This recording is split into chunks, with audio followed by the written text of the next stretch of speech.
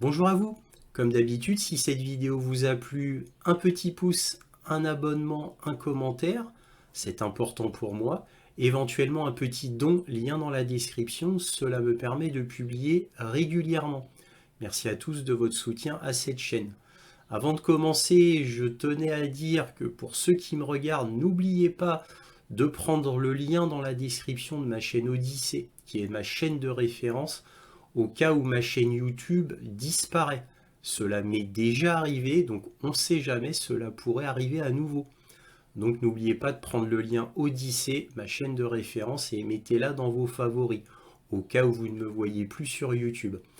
Bref, donc là cette vidéo c'est le point sur l'Ukraine du 8 juin 2024 avec comme titre principal Washington a sanctionné la Chine, ils ont osé, ils l'ont fait.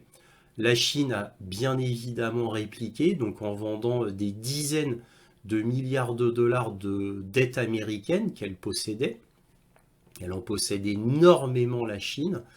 Donc ça va affaiblir évidemment les États-Unis, bien entendu, et il y aura d'autres sanctions qui vont être prises prochainement par la Chine. Donc ce mouvement ridicule diplomatiquement de Washington, qu'est-ce que cela va faire? Cela va braquer la Chine encore plus, si c'était possible. Donc la Chine devient totalement contre les États-Unis maintenant. La Chine a dit qu'elle allait faire un partenariat encore plus amplifié avec la Russie, partenariat sans limite, et là je cite. Donc la Chine, si ça continue, va devenir un allié pur et simple de facto de la Russie concernant le conflit ukrainien. De toute manière, le ministre de la Défense chinois l'avait déjà annoncé, donc en réalité c'est un secret de polichinelle. Sauf que là, ce dernier geste diplomatiquement grotesque de Washington va faire que la Chine et la Russie vont ne faire plus qu'un. Cela va devenir une méga superpuissance absolument inarrêtable et invincible. Pourquoi la Washington a fait ça, sachant très bien que la Chine n'allait pas évidemment reculer dans ses relations avec la Russie.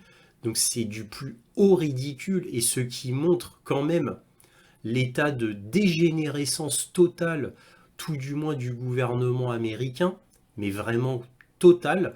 De toute manière, nous, notre ministre des Affaires étrangères séjourné, lui avait demandé que la Chine n'aide plus la Russie ni économiquement ni militairement, ce qui était ridicule aussi, bien évidemment. Mais bon, bref, seule la France et les États-Unis ont quand même osé faire cette demande à la Chine. Même l'Angleterre n'a jamais osé demander ce genre de choses. Il n'y a que la France et les États-Unis qui ont osé demander ça. Ce qui vous prouve quand même l'état de délabrement total des États-Unis et de la France, des autres pays européens, de certains autres pays européens bien sûr, mais particulièrement quand même des États-Unis et de la France au niveau diplomatique. On atteint vraiment le ras des pâquerettes, c'est une véritable honte. Bref. Sinon, sur le front, eh bien, on a une Ukraine qui va de plus en plus mal, bien sûr. Alors, je vais vous montrer des vidéos, des articles, comme d'habitude, qui vont vous montrer tout cela, et particulièrement au niveau du recrutement. Et oui, le problème de recrutement en Ukraine n'est pas nouveau, ça fait très longtemps que cela dure, sauf que le problème ne fait que s'accentuer avec le temps, jusqu'à atteindre des proportions gigantesques.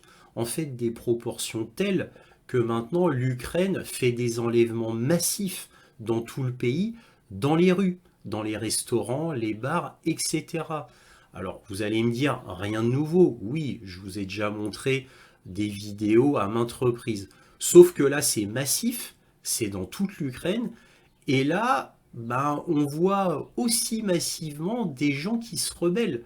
C'est-à-dire qui se battent carrément pour éviter l'enlèvement et d'aller sur le front. Et souvent avec l'aide de la population. Donc avant, la personne qui se battait pour essayer d'échapper à son sort était seule. Mais là, maintenant, la population les aide. Et ça, c'est relativement nouveau. Je vais vous montrer tout cela en vidéo. Alors évidemment, comment ne pas parler de la commémoration du 6 juin avec Macron qui a osé inviter Zelensky, ce qui est un véritable scandale.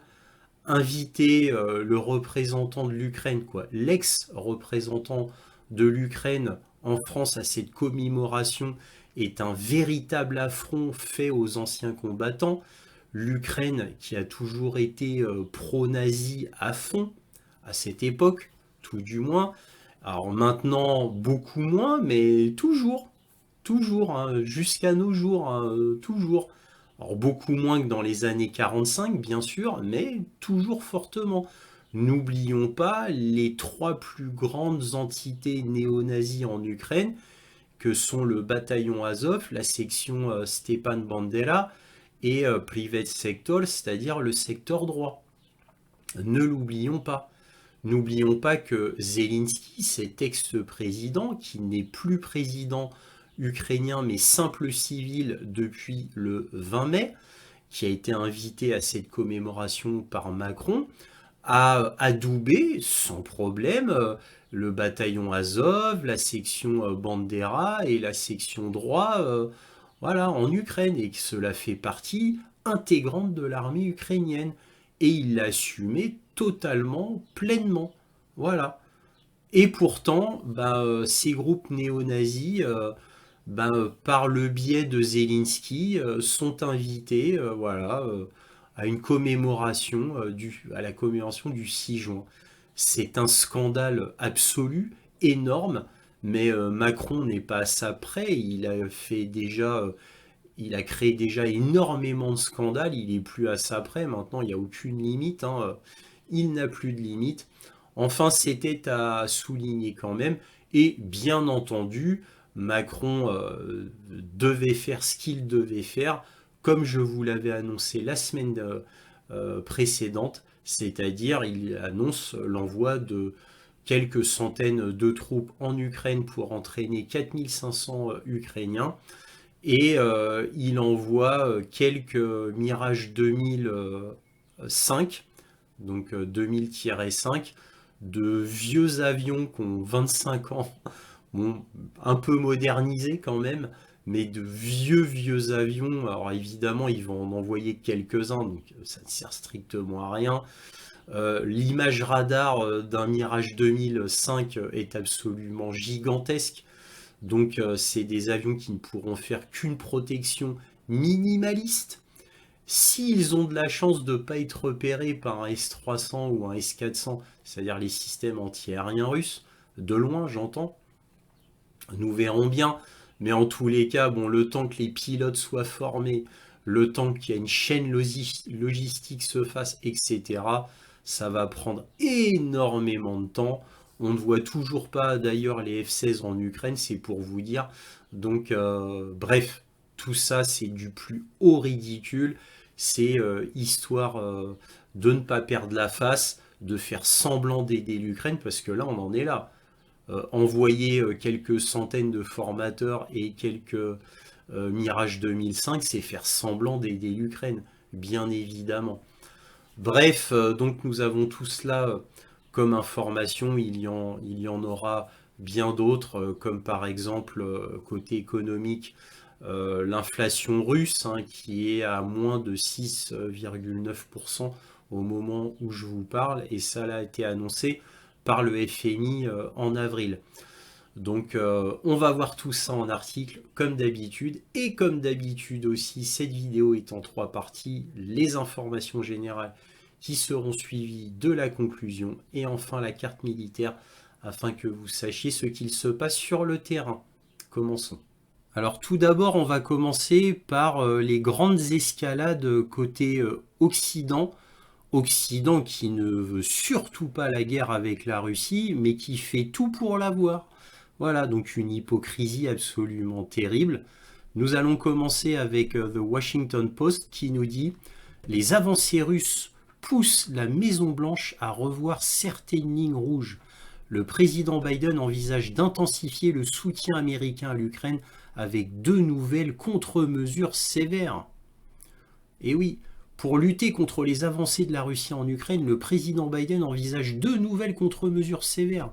Punir la Chine pour avoir fourni une technologie clé à Moscou et lever les limites à l'utilisation par l'Ukraine des armes américaines à courte portée pour attaquer en Russie. Ces mesures représenteraient une escalade significative de la politique soigneusement calibrée de Biden visant à soutenir l'Ukraine tout en cherchant à éviter une confrontation directe avec le président russe Vladimir Poutine ou son principal allié, le chinois Xi Jinping. Alors, c'est tellement bien calibré, la politique de Biden, qu'il a l'effet strictement inverse de ce qu'il souhaite. À l'image des sanctions occidentales contre la Russie qui devaient détruire la Russie de l'intérieur, faire un effondrement de la Russie, et grâce aux sanctions, en fait, effet boomerang, effet complètement opposé, cela a renforcé considérablement la Russie. C'est beau, hein, la politique soigneusement calibrée de Biden, hein, très très fort. Le fait que de telles mesures soient désormais envisagées montre l'inquiétude croissante de l'administration quant à la vulnérabilité de l'Ukraine sur le champ de bataille. Bah oui, il serait temps de s'inquiéter, hein. Ça c'est sûr. Le secrétaire d'État Anthony Blinken a annoncé une position plus dure après ses récentes visites à Pékin et à Kiev. Lors de son séjour à Pékin, il a déclaré à la BBC fin avril que la Chine contribue à alimenter la plus grande menace pour l'Europe depuis la chute de l'Union soviétique et a indiqué que les États-Unis envisageaient de nouvelles sanctions contre les entreprises et institutions financières chinoises. Alors là, les bras m'en tombent, hein, je ne sais plus quoi dire. Je ne sais plus quoi dire. Euh, en arriver à ce niveau de médiocrité diplomatique, c'est vraiment à en pleurer. À en pleurer. Bon, je suis complètement sidéré que les États-Unis ne se rendent pas compte que leur décision va braquer complètement la Chine contre les États-Unis et va la rapprocher encore plus, si cela est encore possible, de la Russie. Donc l'effet va être complètement désastreux à tous les niveaux.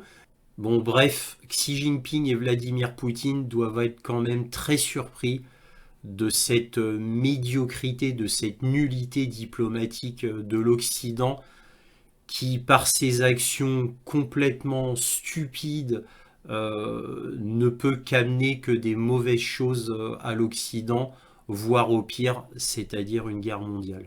Toujours le Washington Post. L'escalade américaine en Ukraine nécessite un plan. L'utilisation des armes américaines par l'Ukraine pour frapper à l'intérieur de la Russie ne mettra pas fin à la guerre. Bah oui, ça c'est une évidence. La décision de l'administration Biden d'approuver l'utilisation par l'Ukraine d'armes américaines pour attaquer des cibles en Russie est, comme pourrait le dire le président Biden, une grosse affaire. Les Ukrainiens affirment que ce changement fera dérailler l'offensive du Kremlin dans la région de Kharkov et peut-être même inverser le cours de la guerre. Ah là là là là, les Ukrainiens en question ont un grand sens de l'humour, hein. Les responsables et propagandistes russes affirment qu'il s'agit d'une escalade majeure et ont menacé de riposter directement contre les États-Unis ou leurs alliés. Ah ah, les responsables et les propagandistes russes affirment qu'il s'agit d'une escalade majeure. Propagandistes russes. Tiens, tiens, moi je vois en France beaucoup de partis politiques qui sont donc des propagandistes russes parce que la majorité des partis politiques pensent que c'est une escalade majeure. Alors je ne comprends pas. Alors tout le monde est propagandiste russe, quoi, tout du moins une grande partie, sauf le parti Renaissance bien sûr. Les deux affirmations risquent de s'avérer creuses. Ah, c'est bien de le reconnaître. Mais cette décision est néanmoins conséquente, ne serait-ce que pour une raison différente. Elle marque un nouveau tournant dans une spirale de représailles qui n'a cessé d'augmenter les risques d'une guerre plus large, sans offrir de voie pour mettre fin à celle-ci. Alors étonnamment, là, le Washington Post finit par une phrase très sage, effectivement, tout à fait vraie. Alors, Washington Post, sans le faire exprès, est devenu propagandiste russe parce que Washington Post dit que cela pourrait faire une spirale de représailles qui augmente les risques d'une guerre plus large sans offrir de voie pour mettre fin à celle-ci. Alors là, je ne comprends plus. Alors bon, soyons sérieux. Bien évidemment que c'est une spirale de représailles qui augmente les risques d'une guerre plus large et bien évidemment que cela n'offre aucune option possible pour y mettre fin. Bien évidemment, c'est une conclusion évidente, une lapalissade, bien sûr. Mais vous voyez comment c'est tourné au début, hein. Apparemment, dire ça, c'est être propagandiste russe. Bon, bref, vous voyez le tableau. Alors là, on a un article d'Associated Press qui nous dit Berlin autorise l'Ukraine à utiliser les armes allemandes contre des cibles en Russie après que les États-Unis ont également assoupli leur position. Alors quand on lit l'article, on comprend que Berlin a fait un copier-coller donc de l'escalade américaine, c'est-à-dire pour défendre Kharkov, uniquement pour se défendre, et bien évidemment il faudra l'aval de Berlin avant d'envoyer quoi que ce soit sur la Russie. En plus de ça, comme je vous l'avais dit la semaine dernière, Berlin ne se mouille pas, puisque cela ne serait intéressant pour l'Ukraine que s'ils avaient des Taurus concernant l'Allemagne. Or, Berlin refuse définitivement d'envoyer des Taurus à l'Ukraine. Donc Berlin ne se mouille vraiment pas en faisant cet assouplissement.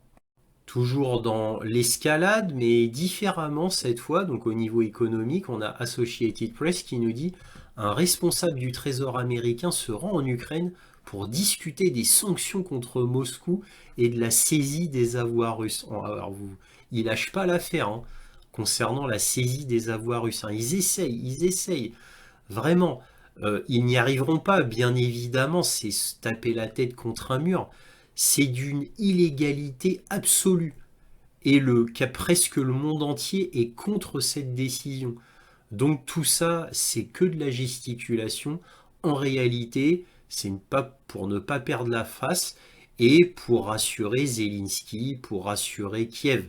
Mais évidemment, même les États-Unis n'y croient pas. Les États-Unis ne le feront pas, bien évidemment, tout comme l'Union européenne, qui maintenant a plus ou moins laissé la saisie des avoirs russes complet, mais penche plutôt sérieusement sur le fait de saisir les intérêts des avoirs russes, ce qui est très différent. Un dernier article concernant l'escalade, on a Le Monde. Emmanuel Macron annonce la cession à l'Ukraine de Mirage 2005. Lors d'une allocution télévisée, le président français a annoncé l'envoi d'une nouvelle aide à l'Ukraine, des avions et la formation de 4500 soldats ukrainiens. Voilà. Et avec tout ça, il dit en aucun cas nous ne sommes en guerre contre la Russie et son peuple. Ah, il fera tout pour éviter d'être en guerre contre la Russie. Ah, ça, c'est les mots de Macron. Il fera tout. Tout, tout, tout. Mais bon, cela n'empêche pas, et il assume totalement, de vouloir faire une escalade agressive, guerrière contre la Russie, même si cela peut mener à la guerre. Ah là, il assume totalement. Ah oui, oui. Si ces escalades à lui mènent à la guerre contre la Russie, il assume totalement. Nous voilà bien soulagés. Donc il va envoyer quelques Mirage 2000-5, donc de vieux avions qui ont 25 ans à peu près de mémoire. Donc de vieux avions qui ont une signature radar absolument gigantesque, bien évidemment. Des avions qui seront totalement inutiles, en plus qui ne sont pas multi-rôles. Bref, la France en réalité se débarrasse de ses rebuts, entre guillemets. J'exagère un peu en disant rebuts, mais voilà, la France vide ses hangars hein, pour laisser la place aux Rafales et se débarrasse des Mirage 2000. Hein, voilà. Et ces actions-là ne sont que de la gesticulation, bien évidemment. Cela ne changera strictement rien absolument rien pour les Ukrainiens, à part leur donner mal à la tête, puisqu'il va falloir une logistique encore à part, logistique dont on ne sait pas comment elle va être mise en place. Mais bon, c'est comme ça. Les Mirage 2000, on les verra apparaître s'ils apparaissent en réalité qu'en 2025. Maintenant, quand on ne le sait pas, on verra bien. Mais ça reste de la gesticulation et de l'escalade surtout. Une escalade assumée par Macron qui ne veut, dans son hypocrisie la plus totale, en aucun cas être en guerre avec la Russie et il fera tout pour éviter cela. Ah oui, il fera tout pour éviter cela et quelle meilleure manière pour éviter cela que de faire une perpétuelle escalade, d'être perpétuellement plus russophobe et d'être perpétuellement plus agressif. Alors maintenant, face à ces escalades, on a Associated Press qui nous dit toute armée française en Ukraine serait une cible légitime pour les forces russes selon Lavrov. Bah oui, bien sûr, tout à fait normal concernant la Russie. Et d'ailleurs, cela avait été annoncé par Piotr Tolstoï il y a déjà quelque temps de cela, hein. Donc aucune surprise, c'était couru concernant la Russie. Alors en réponse à toutes ces escalades, on a Vladimir Poutine qui, lors d'une conférence, a dévoilé beaucoup de choses. Bon là, que nous dit le New York Times? Moscou pourrait cibler les pays fournissant des armes à l'Ukraine selon Poutine. Le président Vladimir Vladimirovitch Poutine a déclaré que puisque les gouvernements occidentaux autorisaient l'utilisation de missiles à longue portée contre la Russie, ils pourraient faire de même. Alors dans cette conférence qui a été très importante, il a dit beaucoup de choses, hein. Il a dit beaucoup de choses sur le front, sur les pertes ukrainiennes réelles, selon la Russie bien sûr, et tous les enlèvements dans les rues en Ukraine qui deviennent absolument massifs. Donc ça l'a beaucoup interpellé, il en a pas mal parlé. Bref, mais ce qu'il a dit de plus intéressant et de plus important, c'est qu'il pourrait donner des missiles donc à des pays amis. Alors évidemment, il ne les a pas nommés, mais les pays amis, qui sont-ils? On pense à l'Iran, la Corée du Nord, le Yémen, et plus précisément les Houthis, qui en mer Rouge pourraient faire des dégâts terribles à la flotte occidentale et en particulier à la flotte américaine, anglaise, française, par exemple. Il y a aussi le Venezuela et n'oublions pas les pays d'Afrique, dont beaucoup sont des soutiens de la Russie et des soutiens, on peut dire, majeurs même en Afrique. Donc n'oublions pas les pays africains et surtout n'oublions pas le dernier événement, c'est-à-dire la flotte russe ainsi qu'un sous-marin nucléaire russe qui s'approche de Cuba. Donc Cuba qui est aussi un allié de la Russie historique, bien évidemment. Et là, cela inquiète tout le monde, hein, cette flotte russe et ce sous-marin nucléaire russe sur Cuba, cela inquiète tout le monde. Et particulièrement les États-Unis, bien évidemment, parce que tout cela nous rappelle la crise de Cuba du temps de Kennedy. Cela rappelle tout un tas de souvenirs et pas des bons souvenirs. Mais bon, quand ce sont les États-Unis qui voient débarquer une force ennemie à ses frontières, là, cela devient inacceptable pour les États-Unis. Par contre, que les États-Unis mettent des bases tout autour de la Russie, et il y en a énormément, là, par contre, ça ne dérange absolument personne. Et encore moins les États-Unis. Tout le monde trouve ça naturel. Ouais. Donc, très étrange, n'est-il pas? Donc vous voyez que la Russie, en réponse aux escalades, est en train tranquillement de placer ses pions. Donc évidemment, cette dernière assertion de Vladimir Poutine fait trembler l'Occident. Parce que imaginez-vous ces pays-là avec les missiles russes, imaginez-vous les dégâts qu'ils pourraient faire. Donc tout cela fait trembler l'Occident et à mon avis, je pense que cette déclaration de Vladimir Poutine mais cela n'engage que moi, ce n'est que mon avis, devrait quand même refroidir beaucoup les ardeurs de l'Occident. Ce n'est que mon avis, nous verrons bien.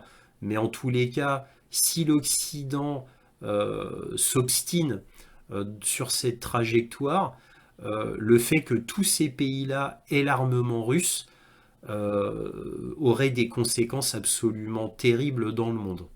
Alors là, on passe à un tout autre sujet, mais évidemment toujours concernant l'Ukraine, c'est-à-dire là, le côté énergétique. Alors là, le New York Times nous dit, alors que l'été en Ukraine commence par des pannes d'électricité, les inquiétudes concernant l'hiver commencent. Les récentes pannes de courant récurrentes ont sonné l'alarme sur ce qui se passera lorsque le froid arrivera et que la consommation d'énergie augmentera encore. Et oui, et oui, et oui. Donc là, on nous dit les gratte-ciels sont privés d'électricité jusqu'à 12 heures par jour. Les quartiers sont remplis du rugissement des générateurs de gaz installés par les cafés et les restaurants. Et la nuit, les rues sont plongées dans le noir faute d'éclairage. Telle est la nouvelle réalité en Ukraine où l'approche de l'été n'a offert aucun répit au réseau électrique du pays, mais a au contraire ramené le type de crise énergétique connu lors de son premier hiver de guerre il y a 1 an et demi. Ces derniers mois, les attaques de missiles et de drones russes contre les centrales électriques et les sous-stations ukrainiennes ont gravement entravé l'infrastructure énergétique du pays. Pire encore, 2 tranches de centrales nucléaires devraient être réparées cette semaine et les températures estivales devraient inciter les gens à allumer leurs climatiseurs. Bon, on va pas lire tout l'article, vous avez compris, vous avez le tableau.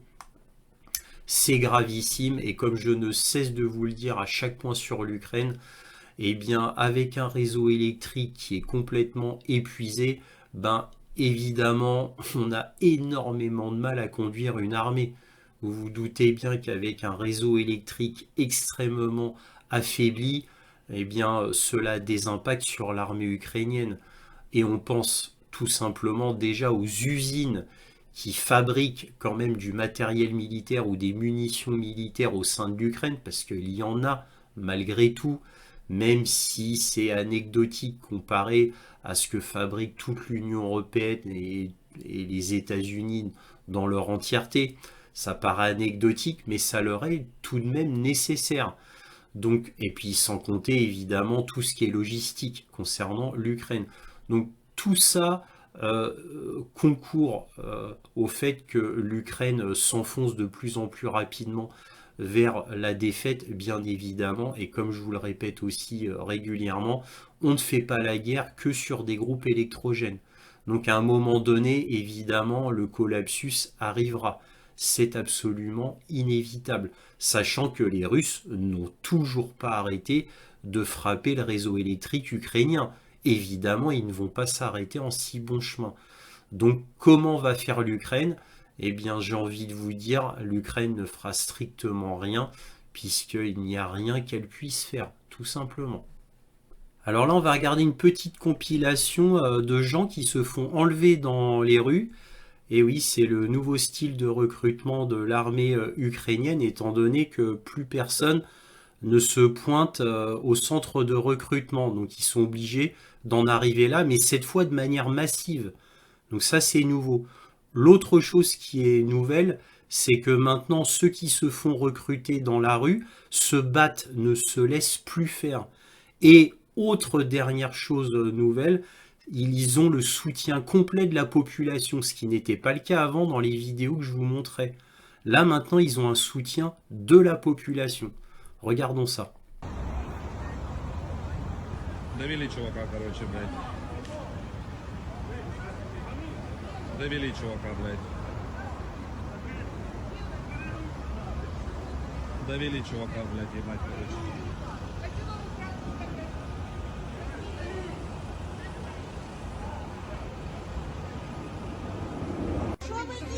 Qu'est-ce que vous faites? Qu'est-ce que vous faites avec les gens? Prenez l'enfant, mettez-le à part.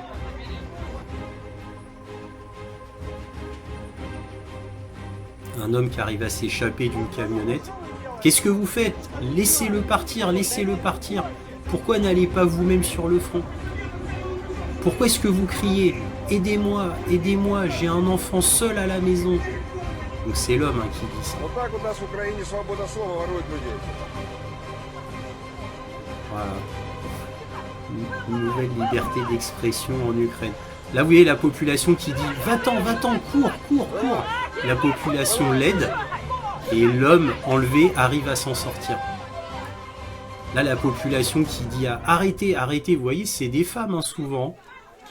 Là, on voit une mère mord le recruteur. Donc, vous voyez, la population aide. La population aide.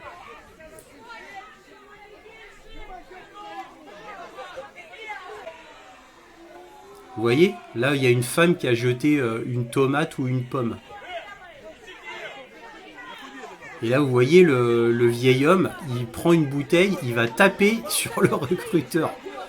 Bon, c'est symbolique, mais c'est pour vous montrer que, voilà, la population est vraiment derrière ceux qui se font enlever. Bon, on va arrêter là. Alors là, un fait extraordinaire qui est montré par le journal Morning Star, qui nous dit « Guerre d'Ukraine. Les troupes de première ligne de Kiev combattent la Russie sans savoir tirer avec une arme à feu. Tout a appris sur le terrain. » En fait, tout à apprendre sur le terrain. C'est la traduction française. Les unités ukrainiennes de première ligne qui reçoivent de nouvelles troupes doivent réapprendre aux soldats les compétences de base telles que le tir avec leurs armes, selon un rapport du Washington Post. Certains ont déclaré que les centres de formation ukrainiens ne disposaient pas non plus ni de balles ni de grenades pour les nouvelles recrues, a rapporté le média. Les soldats ukrainiens affirment que leurs renforts arrivent sur la ligne de front sans compétences fondamentales telles que l'assemblage de fusils et le tir, a rapporté le Washington Post. Le média s'est entretenu avec des commandants et des troupes nouvellement déployées sur le front qui ont déclaré que leurs unités devaient recycler les soldats envoyés de l'arrière. Le rapport publié dimanche souligne les inquiétudes exprimées depuis des mois par les unités ukrainiennes qui affirment manquer de troupes expérimentées à mesure que la guerre se prolonge. Alors que l'Ukraine procède à une rotation des hommes des postes arrière pour relever ses combattants de première ligne, certains nouveaux arrivants ne répondent pas aux exigences de base de leurs commandants, selon le Washington Post. Il convient de noter qu'il ne s'agit même pas des hommes nouvellement enrôlés que Kiev a recrutés de manière agressive au cours des derniers mois. Je me demande ce qu'ils appellent par manière agressive. Je ne sais pas. Un officier de la 93e brigade mécanisée, identifié par son indicatif d'appel Schmitt, a déclaré au Poste que certains de ces nouveaux hommes ne savaient pas comment monter ou démonter leurs fusils. Nous perdons simplement beaucoup de temps ici en formation de base, a déclaré Schmitt, selon Washington Post. Il a ajouté qu'il exigeait que les nouveaux arrivants s'entraînent au cours de leur première semaine en tirant environ 1500 balles par jour. La 93e brigade mécanisée a connu certains des combats les plus violents de la guerre, notamment les batailles de Bakhmut, Kharkov et Avdiivka. Bon, voilà. Voilà où en est arrivé les Ukrainiens, quoi. Ils prennent les gens comme ça, bon, parfois dans la rue, et ils les envoient sur le front, et c'est uniquement sur le front, en urgence, en panique, qu'on les forme, à manier une arme, les manœuvres de base, etc. Voilà. Voilà les super soldats mieux entraînés, mieux formés, tellement supérieurs aux soldats russes. Voilà. Alors que sur Kupiansk, il y a 150 000, 130 000, 150 000 hommes. Ça fait déjà plus de 8 mois qu'ils sont formés. C'est pour ça que rien ne se passe. Je vous l'avais déjà dit, il y a une formation en cours très forte là-bas. Donc c'est pour ça qu'il ne se passe rien à Kupiansk.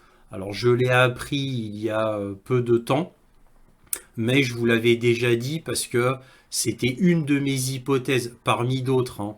Parce que je me demandais au début, mais pourquoi l'armée ne faisait rien, l'armée russe vers Kupiansk. Donc j'ai appris qu'en fait, c'est parce que ils sont en formation intensive afin que lors du grand moment venu, c'est-à-dire la grande offensive, il soit parfaitement préparé. Alors là, on va regarder l'ISW qui reprend les dires du Washington Post, parce que les dires du Washington Post sont de première main. Et là, que lit-on? On a les commandants ukrainiens sur le terrain seraient en train de compenser les difficultés de formation que la mobilisation a exacerbé en formant du nouveau personnel sur la ligne de front.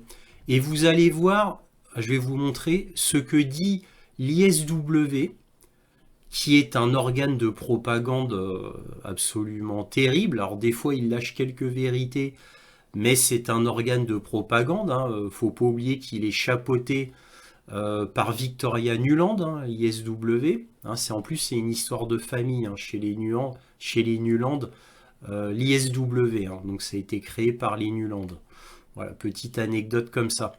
Donc, ils arrivent à retourner la situation alors que le Washington Post dit que c'est une véritable catastrophe quand vous lisez l'article.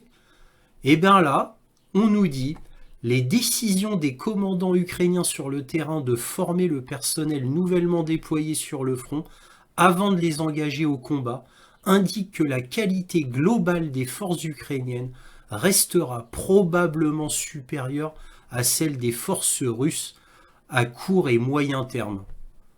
Vous voyez un petit peu ce que dit l'ISW. C'est quand même fort. Les forces russes ont systématiquement utilisé du personnel mobilisé, nouvellement déployé, des condamnés au pénal et de nouveaux soldats contractuels et volontaires sans formation adéquate pour mener des assauts de viande, de masse, menés par l'infanterie afin de réaliser des gains marginaux en Ukraine et se sont montrés prêts à continuer de subir de lourdes pertes pendant ces gains. C'est hallucinant. Hallucinant tellement c'est ridicule.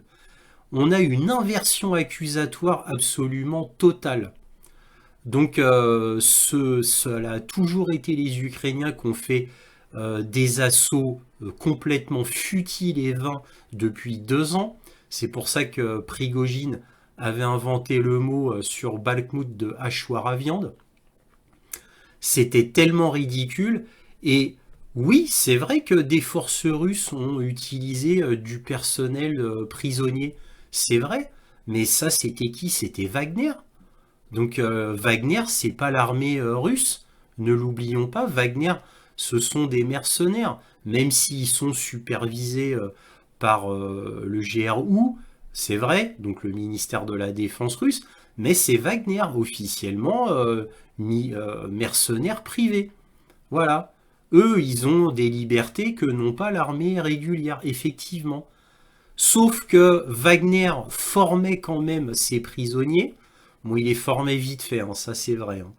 C'était 4 semaines maximum et en général c'était 3 semaines. C'est les rapports que j'ai lus. C'est c'est beaucoup trop court. On est d'accord, c'est vrai. Et c'est vrai aussi qu'ils servaient de chair à canon à Wagner. C'est vrai. Mais au moins ils avaient un minimum de formation. Voilà, quelques semaines. Alors que là, c'est assumé pour dire, ils les envoient, ils les prennent dans la rue, ils les envoient sur le front, et c'est assumé de dire que ils sont formés sur le front. Et là, l'ISW, vous me direz, c'est digne de l'ISW, on juge cette entité à l'aune de ses commentaires, et ses commentaires sont risibles. Vous vous rendez compte de ce qu'ils disent. Donc cette nouvelle forme d'entraînement restera probablement supérieure à celle des forces russes à court et moyen terme. Fallait oser quand même. Fallait oser. L'ISW a osé. Alors que peut-on dire en conclusion? Eh bien déjà, on peut dire que Macron se pose en fer de lance de l'escalade vers un éventuel conflit mondial envers la Russie. Il nous annonce qu'il va envoyer des centaines d'instructeurs, soi-disant instructeurs, pour former 4500 soldats. Il nous dit que l'Ukraine peut frapper avec les armes françaises sur le territoire russe. Donc on pense bien sûr en premier lieu aux Scalp et aux obusiers César. principalement. Bon, nous verrons si ce sera vraiment le cas côté ukrainien, nous verrons. Il annonce en plus d'envoyer des avions Mirage 2000-5 à l'Ukraine. Alors ça fait quand même beaucoup. Et évidemment, tout cela veut pas dire que ça va s'arrêter là. Hein, là, dernièrement, il a annoncé qu'il voulait faire une coalition européenne d'ici la fin du mois, oui, pour envoyer des troupes en Ukraine, afin de ne pas être tout seul, parce que là, il s'est un petit peu rendu compte qu'il est tout seul pour l'instant, en réalité. Et oui, donc là, il a dit qu'il souhaitait faire une coalition européenne pour envoyer des troupes en Ukraine. Il n'y a que maintenant qu'il se réveille. Et enfin, il a demandé que l'Ukraine soit de manière effective, très rapidement, intégrée au sein de l'Union européenne. Voilà.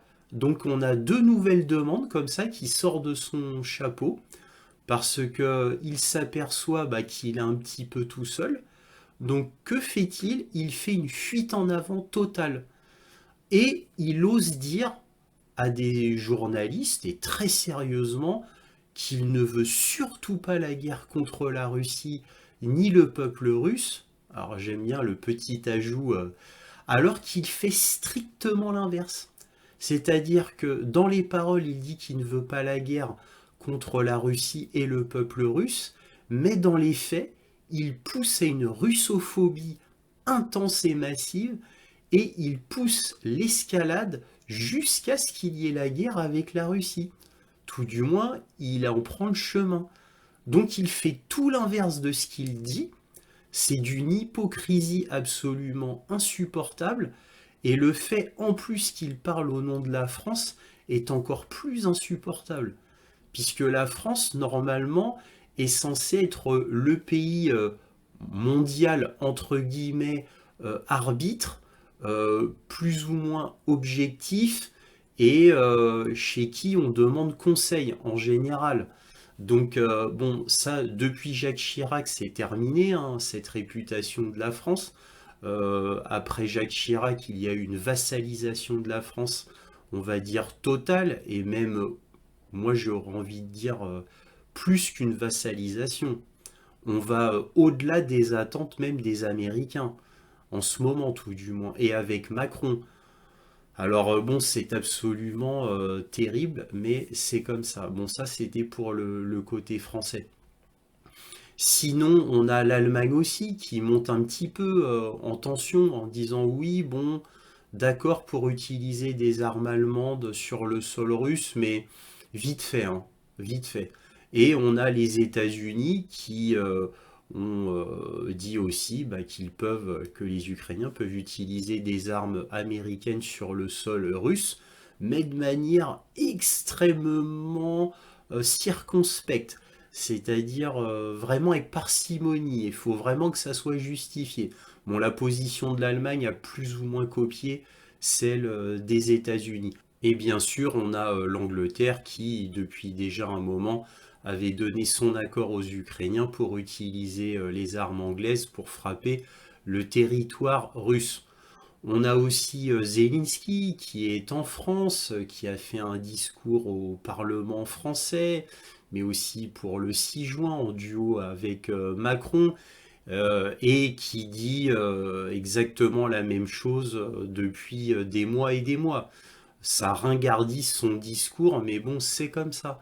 Donc on a toujours le même discours, plus d'armes, plus de financement, et bien entendu, on a la fameuse menace russe qui ne s'arrêtera pas à l'Ukraine, qui voudra prendre la Moldavie, la Roumanie, la Pologne, et qui ne s'arrêtera pas là, bien évidemment, les pays baltes, la Finlande, la Suède, quoi, il va vouloir prendre toute l'Europe, bien évidemment, parce que il est comme ça, Vladimir Poutine, il a toujours voulu envahir toute l'Europe.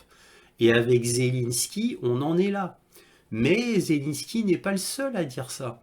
On a aussi le chef de l'OTAN, Jens Stoltenberg. Alors quand on dit le chef de l'OTAN, ça fait rigoler tout le monde, puisque évidemment ce sont les États-Unis qui disent à Jens Stoltenberg ce qu'il doit dire.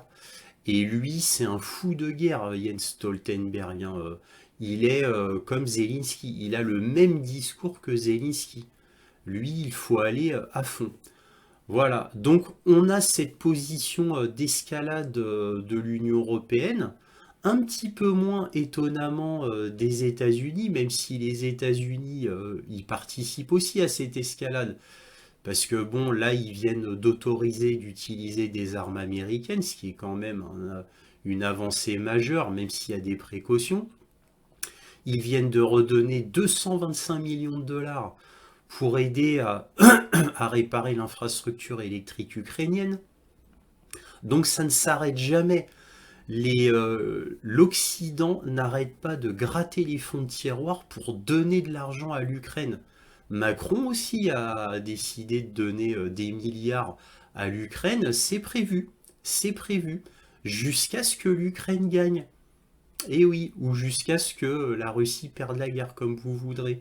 Et ça, ce sont les mots de Macron, hein. Donc vous voyez que Macron est devenu l'archi-ennemi de la Russie, alors qu'au tout début, Macron gardait un sens de la diplomatie en laissant des portes ouvertes. Mais comme je vous l'ai déjà dit en début de conclusion, c'est absolument insupportable. Parce que, bon, que Macron fasse du Macron au niveau intérieur dans la France, c'est une chose, mais il fait du Macron aussi à l'international. Et du plus pur Macron. C'est-à-dire quelque chose d'absolument hypocrite, d'irresponsable et de stupide, bien évidemment, parce qu'il ne peut pas faire autre chose. Tout ce qu'il a entrepris, c'est stupide et irresponsable. Mais, comme c'est quelqu'un qui n'est pas stupide en réalité, et même certainement très intelligent, donc moi je vous avais déjà donné à maintes reprises mon opinion, pour moi ce n'est pas une question de compétence, d'ignorance ou de bêtise, c'est une question de traîtrise. Et oui, et ce depuis Nicolas Sarkozy, car nous avons eu 3 traîtres à la France d'affilée. Donc je viens de vous dire Sarkozy, Hollande et Macron. Et vous avez noté que la traîtrise envers la France a été crescendo. Donc je pense que tout cela est voulu donc par Macron, donc c'est-à-dire détruire la France, détruire la culture française. Lui, c'est l'Europe, il n'a que l'Europe en tête, il n'a que faire de la France et des Français. Là maintenant, c'est devenu tellement criant et évident que c'est à en pleurer, j'ai envie de vous dire, parce qu'il ne s'en cache même pas. Et oui, alors bon, il a beau jouer les hypocrites, il ne peut pas cacher ce fait-là. Il a agi de trop nombreuses fois contre la France. Là, c'est terminé pour lui. On connaît exactement son agenda, ce qu'il veut vraiment faire vis-à-vis de la France.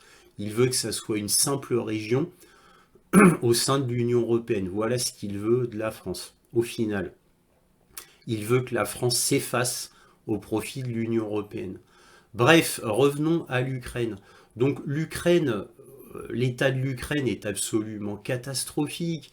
Alors vous connaissez déjà un petit peu tout cela, vous savez le manque de munitions, le manque d'obus, le manque de missiles, le manque d'hommes principalement, et en fait c'est ça le pire pour l'Ukraine, les problèmes de recrutement, mais on a aussi la crise énergétique maintenant en Ukraine, c'est-à-dire le manque d'électricité qui est terrible. Alors bien évidemment je vous en parle depuis déjà longtemps, mais sauf que au bout d'un moment, on en parle, on dit que c'est de plus en plus terrible, mais au bout d'un moment, il y a le collapsus. Parce que quand on perd de l'énergie électrique continuellement, bah, au bout d'un moment, faut bien que ça s'effondre, parce qu'on atteint un seuil. C'est comme au niveau militaire sur le terrain. C'est-à-dire là, on a l'impression que les Russes avancent doucement, qu'ils grignotent doucement, mais c'est constant et donc régulier. Et ils avancent toujours, ils ne reculent jamais. Donc au bout d'un moment, il y a un effet d'effondrement. On atteint un seuil. Eh bien, au niveau énergétique, c'est la même chose. À force de perdre de la puissance électrique, au bout d'un moment, bah, il y a quelque chose qui va casser. Eh oui, donc il va y avoir un effondrement. Donc, et c'est pareil au niveau militaire. Au niveau militaire, au bout d'un moment, il y aura forcément une offensive russe, une grosse percée russe. Parce que là, parlons côté russe, cette guerre, parce que maintenant on peut dire que c'est une guerre, même si elle n'en a pas toutes les couleurs malgré tout. Hein. Si c'était une véritable guerre, ce serait infiniment plus violent, les dégâts seraient infiniment plus terribles. Mais bon, ça commence à en prendre les couleurs, vu l'escalade. Et bien côté russe, faut pas oublier que les Russes quand même perdent des hommes, surtout au niveau du nord. Donc pour les Russes, ce n'est pas gratuit cette guerre. Hein. Donc il y a des morts côté russe. Et là, au niveau de Vovchansk, au niveau de Kharkov, c'est là où les pertes russes sont les plus grandes d'après les rapports que j'ai lus. Donc ce n'est pas facile pour les Russes non plus sur le terrain. Ils perdent aussi des hommes, même s'ils en perdent infiniment moins que les Ukrainiens, bien évidemment, ils en perdent tout de même. Et il ne faut pas oublier, comme je vous le dis depuis des mois, que cela coûte une fortune à la Russie. Ça coûte extrêmement cher. Alors oui, il y a un effet bénéfique pour la Russie quant à leur complexe militaro-industriel qui est relancé de manière absolument foudroyante, certes, mais quand même ça coûte extrêmement cher à la Russie. Donc ça ne peut pas de toute manière durer comme cela très très longtemps non plus. Et il faut bien que les oblasts dits russes, donc les nouveaux oblasts de la Nova Rossiya, soient réellement russes. Et pour l'instant, eh bien, tous les oblasts n'ont pas été conquis à 100% par les Russes. Donc il y a encore beaucoup de travail. Bon, on verra sur la carte militaire qui va suivre plus en détail. Il y a beaucoup de choses qui s'est passé cette semaine. Ça avance dans beaucoup d'endroits côté russe. Les Russes ont pris beaucoup de localités, nouvelles localités. On en parle très peu à la télé, mais c'est le cas. Bon, bref, je commence à être un peu trop long au niveau de ma conclusion, donc je vais m'arrêter là. Mais vous voyez qu'on est toujours dans l'escalade et que là, le fer de lance de l'escalade, c'est la France. Et bien évidemment, de manière générale, l'Occident pousse à la russophobie au maximum et bien sûr joue la carte à fond de la menace russe que la Russie veut envahir toute l'Europe. Évidemment, plus c'est gros, plus ça passe comme on dit, et bien là c'est le cas. Et mes derniers mots, parce que c'est très important, il y a une chose que l'Occident oublie, c'est à force d'aller plus loin dans l'escalade, à force de faire une russophobie, à force de montrer ses vraies couleurs, son vrai visage, c'est-à-dire un monstre belliciste qui veut en réalité détruire la Russie, eh bien cela va agréger toujours plus d'alliés avec la Russie. Et il ne faut pas oublier que dans cette guerre en Ukraine, la Russie n'est pas toute seule. Ça, l'Occident l'oublie. L'Occident, Union européenne et États-Unis ont tendance à trop l'oublier. C'est-à-dire que la Russie n'est pas seule. Donc, comparer le complexe militaro-industriel russe avec celle de l'Union européenne et des États-Unis, ça ne suffit pas.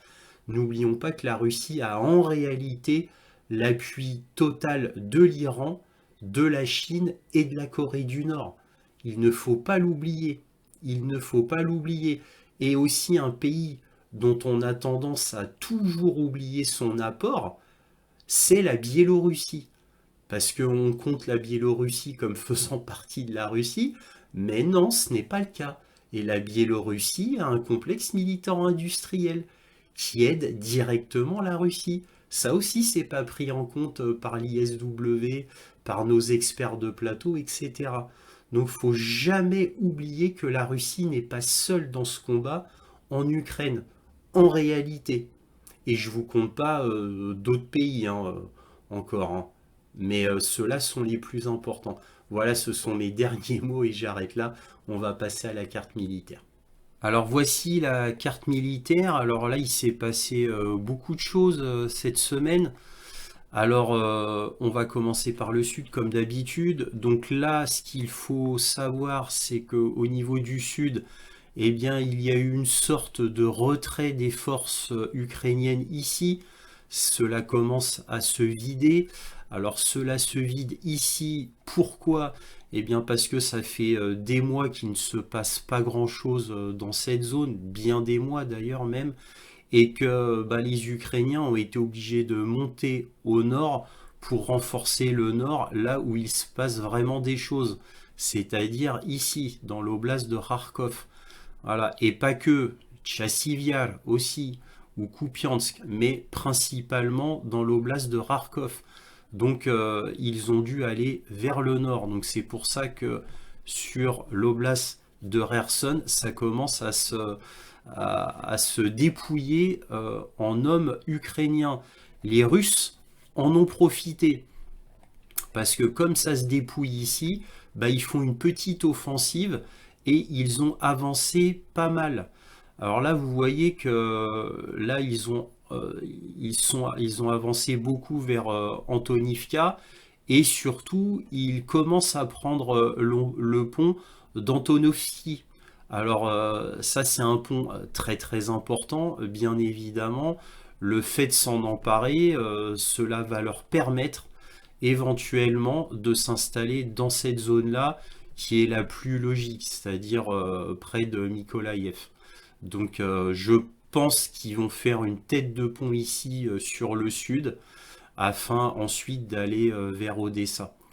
Ce n'est que mon avis, mais c'est le plus logique, hein. C'est plutôt d'être côté mer, hein, bien entendu. Donc voilà, donc ici ça commence à être de plus en plus dépourvu d'hommes ukrainiens. Et donc les Russes en ont profité, ils ont fait une avancée assez importante. Et à un moment donné, ils vont traverser ce fameux pont qui est très très important, le plus important du sud même pourrait-on dire, et afin de prendre cette zone-là. Voilà, certainement, nous verrons bien. Dans évidemment la petite région d'Orirov, c'est-à-dire ici, ça bataille toujours très fort. Les Russes ont un petit peu avancé, mais c'est quelques centaines de mètres. D'ailleurs, ça faisait un moment qu'ils n'avaient pas avancé. Je ne l'ai pas noté parce que là, le problème, c'est que dans cette zone-là, ça va et ça vient. Donc je mets une ligne, je change la ligne que vraiment si c'est pris définitivement par un camp ou l'autre, hein, bien sûr. Là sur Ougledar, rien de spécial. Alors là il y a un rond bleu que j'ai mis il y a bien longtemps. C'est pour montrer que c'est une véritable forteresse, la dernière du front. C'est pour ça qu'il y a ce rond bleu. Alors je rappelle pour les nouveaux, l'épine rouge veut dire qu'il y a eu une avancée russe notable. Donc là on parle de quelques centaines de mètres à quelques kilomètres, mais de manière importante et définitive. Donc là c'est noté avec des épingles rouges. Et là ici, là il y a eu une avancée importante russe dans deux endroits, donc au nord de Paraskovivka et au sud de Paraskovivka, donc ici et ici.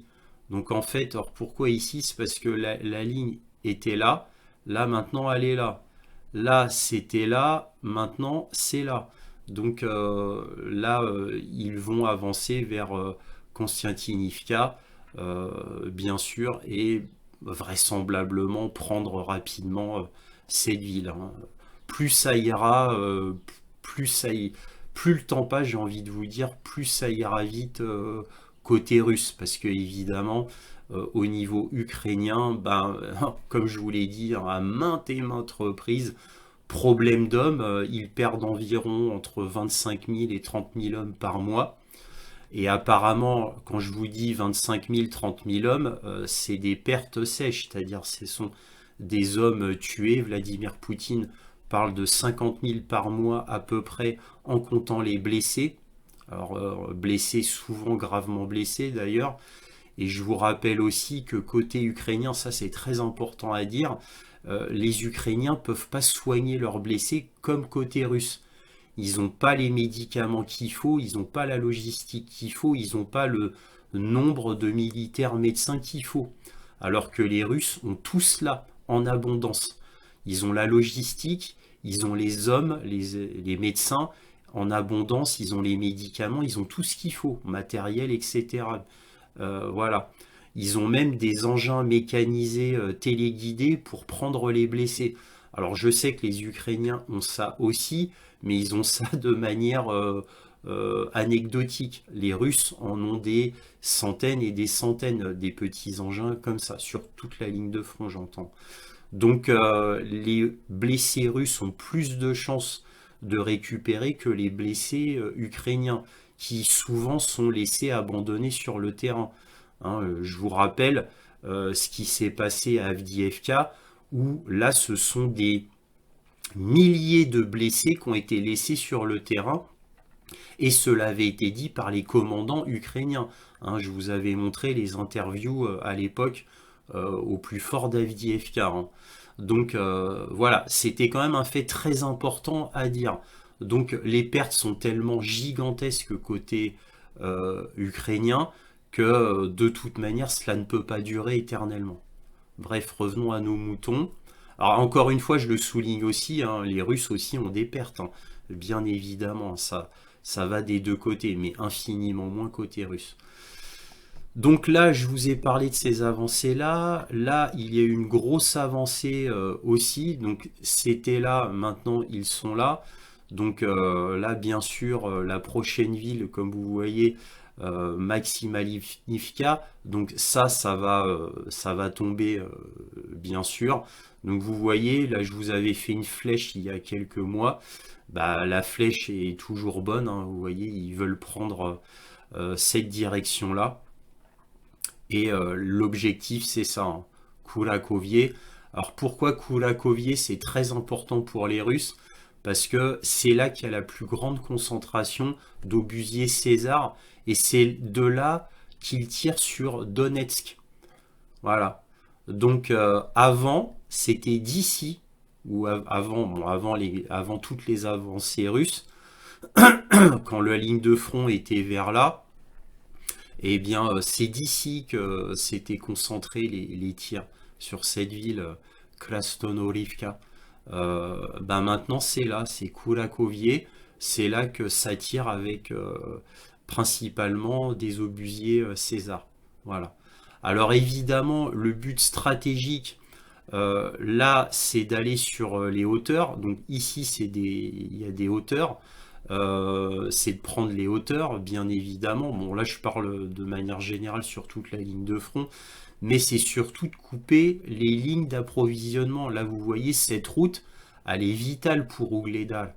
Donc, évidemment, les Russes veulent couper cette ligne d'approvisionnement et aussi cette ligne d'approvisionnement qui est très importante, puisque à partir de cette ligne, même si cette route est coupée, les Ukrainiens peuvent être alimentés par cette route comme ça, en réalité. Donc voilà, c'est de couper les lignes d'approvisionnement, bien évidemment.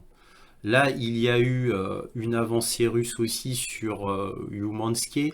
Alors, c'était là, ils ont avancé là, donc plusieurs centaines de mètres, voire quelques kilomètres. Alors évidemment, les informations que j'ai sont jamais exactes, hein. Là, on sait qu'il y a eu une avancée notable, on ne sait pas de combien exactement. Là aussi, ici, il y a eu encore une avancée russe importante. Ici, donc au nord de Novolkeskandarivka. Donc avancée importante, la semaine dernière, c'était là. Donc là, c'est quelques kilomètres. Là, il y a toujours la grande flèche bleue pour vous montrer que Pokrovsk, ça, c'est la grosse cible. Vous voyez le hub routier et ferroviaire absolument énorme. Donc Pokrovsk, nouvelle grande cible.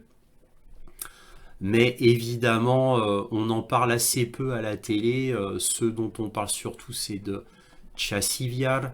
Mais Pokrovsk, croyez-moi qu'on va en parler bientôt. Alors Tchassivyar, les Russes ont fait une avancée. Ils ont pris la ville de Kalinina.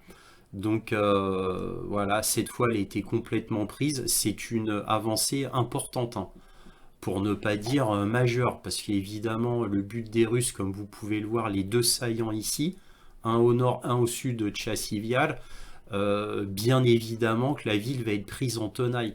Alors ça, ce n'était pas du tout une forteresse russe, ça ne l'est toujours pas, mais c'est là où il y a le plus grand, à quoi, parmi les endroits où il y a le plus grand afflux d'hommes venus du sud et du centre. Donc voilà, c'est là où il y a le plus grand afflux d'hommes, parce que Tchassivyar, c'est très important médiatiquement, puisque c'est de cela dont on parlait avant qu'il y ait l'avancée dans l'oblast de Kharkov par les Russes. Donc c'est Tchassivyar, donc il y a une énorme renforcement, un énorme renforcement ukrainien ici. C'est pour ça que les Russes avancent très très difficilement ici. Hein, comme il y a eu un énorme renforcement, on verra ça dans le nord, vers Kharkov.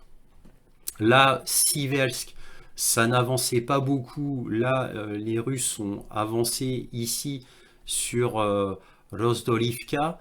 Donc là, ils ont avancé ici. Donc le but, c'est d'entourer cette ville-là, évidemment. Donc afin de la prendre par contournement. Donc évidemment, ils y arriveront, hein, c'est qu'une question de temps, hein. Bon, par contre, pour le reste du chaudron de Siversk, pas d'avancée notable. Alors je rappelle que les points rouges, c'est là où il y a le plus de combats, hein, dans le sens intensité de combat. Là où les Russes sont avancés aussi, c'est sur Andriivka. Sur Andriivka, il y a eu une avancée, donc là ils ont passé ce cours d'eau-là. Là, ils sont maintenant placés sur des hauteurs. Là, vous voyez, il y a un relief de hauteur. Ça va leur donner un avantage évidemment important pour pouvoir avancer ensuite. Donc sur les hauteurs, là, ils vont pouvoir mettre l'artillerie, bien évidemment. Donc ça, c'est important côté militaire. Là, il ne s'est pas passé grand-chose, donc rien à dire. Côté de Kupiansk, rien à dire. Apparemment, les infos que j'aurai, c'est que là, à partir de là, quand ils auront avancé, il y aurait une descente comme ça.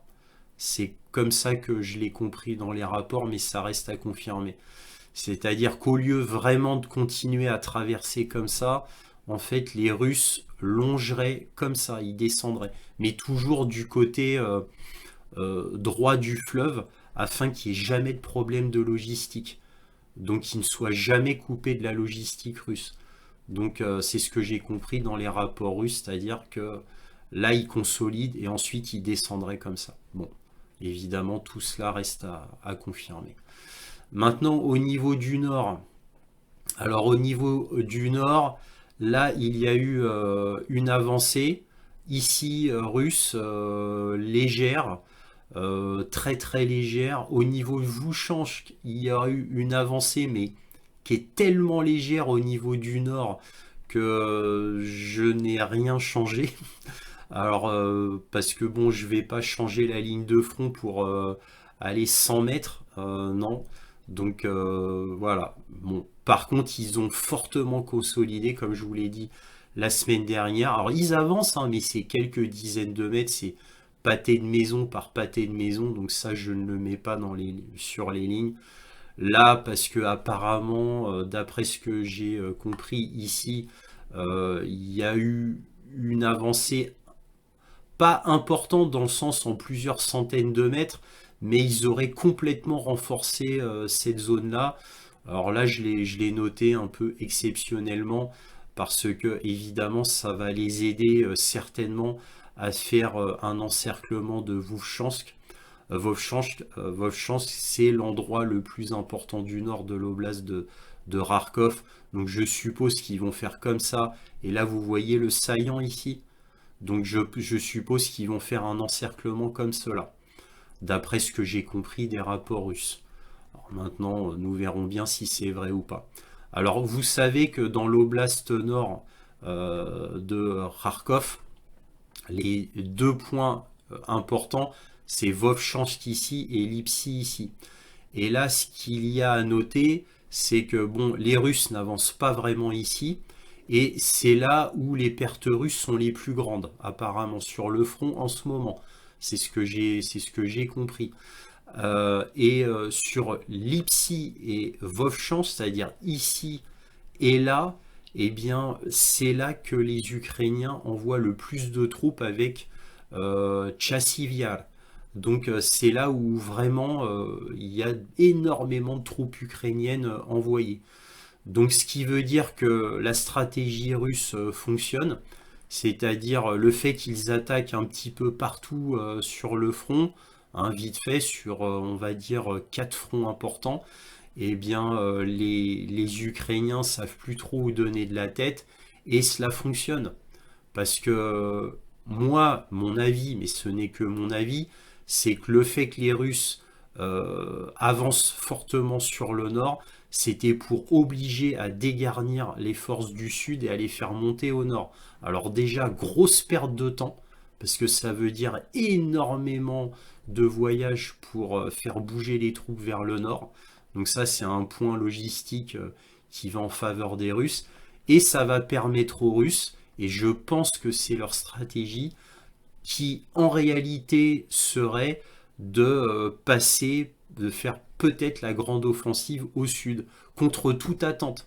Parce que même moi, je vous disais que, à mon avis, la grande offensive viendrait de Kupiansk, la région de Kupiansk, ça c'était mon avis, d'après tout ce que j'avais entendu, parce qu'il y a quand même 130 000 à 140 000 hommes, ça fait maintenant 8-9 mois qu'ils sont là.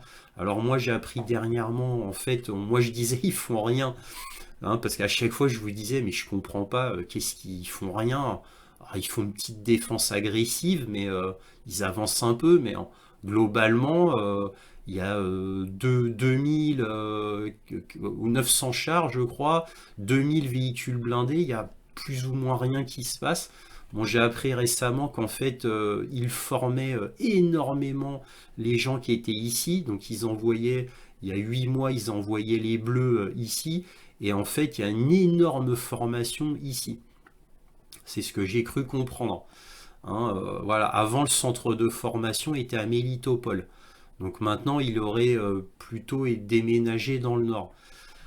Donc voilà, la stratégie russe, c'est peut-être celle-là, évidemment, là on se perd en conjecture, donc peut-être qu'en réalité tout ça est une mascarade pour tromper l'ennemi.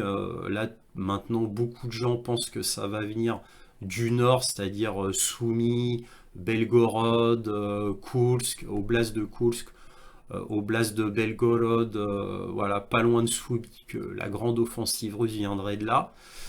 Voilà, moi je pensais qu'elle viendrait de Kupiansk, mais au final peut-être que les Russes ont trompé tout le monde et que ça sera sur Kherson. Je viens de vous dire, là effectivement c'est confirmé. Là c'est très dégarni, très très dégarni en hommes ukrainiens. Peut-être en profiteront-ils ici. Et ce serait logique. Nous verrons bien. Voilà, c'était la carte militaire. Donc on en arrête là. Si cette vidéo vous a plu, un petit pouce, un abonnement, un commentaire, éventuellement un petit don, lien dans la description. Merci à tous de votre soutien à cette chaîne. Et toujours, soyez curieux.